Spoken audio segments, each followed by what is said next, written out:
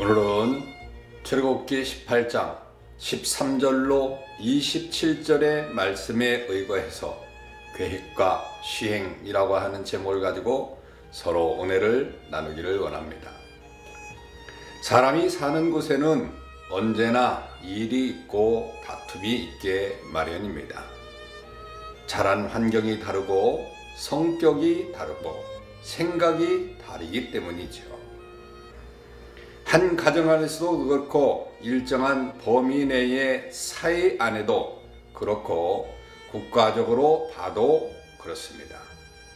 전체를 본다면 하루에도 엄청나게 많은 다툼과 갈등과 분쟁이 일어나게 되는 것이죠. 우리나라 소년범죄의 경우 2004년 기준으로 72,770명이었습니다. 그리고 2004년 전체 범죄 발생 사건은 무려 189만 4,762건으로 일어난 것이죠. 13절에 보면 모세가 백성을 재판하느라 앉았고 백성은 아침부터 저녁까지 모세의 곁에 섰다고 하였습니다.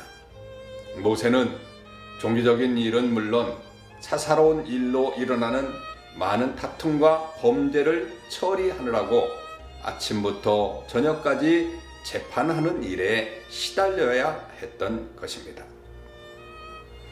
모세의 장인 이도로는 모세의 이러한 경무를 보고 이렇게 계속하다가는 기력이 쇠하여 육체적 연약함으로 기진할 것이라고 지적을 하였죠. 그대 하는 것이 선하지 못하도다 라고 하는 말은 윤리적으로 악하다는 말이 아니라 능률적이지 못하다고 하는 그런 뜻일 것입니다. 이도로는 모세를 위해서 그리고 백성들을 위해서 부장제도를 소개하였습니다. 부장제도가 행정제도로서 10명을 지도할 수 있는 10부장부터 1000명을 지도할 수 있는 1000부장까지 지도자를 세워서 그들로 백성들을 관리하게 하는 그런 제도입니다. 22절의 말씀처럼 큰 일은 모세가 직접 재판하지만 작은 일이면 그 경종을 따라서 각 부장들이 재판하거나 중재하도록 하는 것입니다. 모세는 이도로가 말한 이 제도가 매우 마음에 들었고 실제로 이스라엘은 이러한 행정 조직으로 정비하게 되었습니다. 오늘은 제도 자체가 아닌 이 제도를 도입하고 시행하기에 앞서서 모세와 이도로가 얼마나 하나님 중심적인 의식을 가지고 행동했는지를 보려고 합니다. 먼저 그들의 생각 자체가 하나님 중심이었습니다. 이도로가 말한 부장 제도는 무엇보다도 첫째로 하나님이 모세와 함께 계시다는 것을 전제로 하는 것이었습니다. 잠언 16장 9절은 사람이 마음으로 자기의 길을 계획할지라도 그 걸음을 인도하시는 분은 여호와 하나님이시라고 말씀하였습니다. 이도로는 아무리 좋은 계획이 있다 하더라도 하나님께서 함께 계시지 않으면 아무런 의미가 없음을 잘 알고 있었던 것이지요. 또한 이도로는 하나님께서 모세와 함께 계시기 때문에 그가 말하고자 하는 제도가 잘 시행될 것이라고 기대하였습니다. 우리에게 필요한 것은 단지 좋은 머리만이 아닙니다. 조언을 해주는 사람이나 풍성한 자원도 아닙니다. 정말 우리에게 필요한 것은 하나님께서 우리와 함께 계시는 것입니다. 이러한 의식이 저와 여러분들에게 있기를 주님의 이름으로 축원합니다. 두 번째로 이도로는 하나님이 함께 계심을 전제로 해서 모세에게 그대는 백성을 위하여 하나님 앞에 있어서 소송을 하나님께 베풀라고 말하였습니다. 이 말은 모세의 가장 중요한 사역이 하나님과 백성들 사이에 서서 중재하는 것임을 의미하는 것이지요.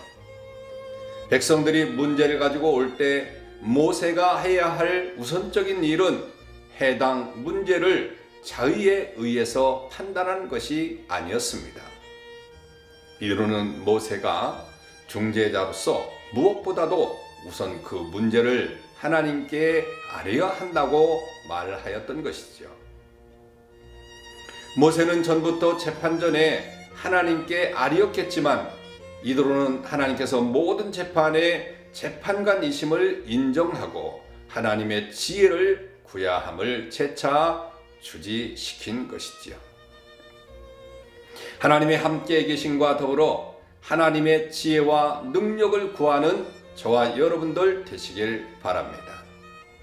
이대로는 부장제도가 시행되기 위한 선결 조건으로서 세 번째는 하나님의 말씀이 폭넓게 가르쳐지는 것이라고 하였습니다. 종교적인 측면만이 아닌 일반 생활에도 하나님의 말씀이 적용되고 하나님의 말씀이 기준이 되어야 한다고 하는 것이지요.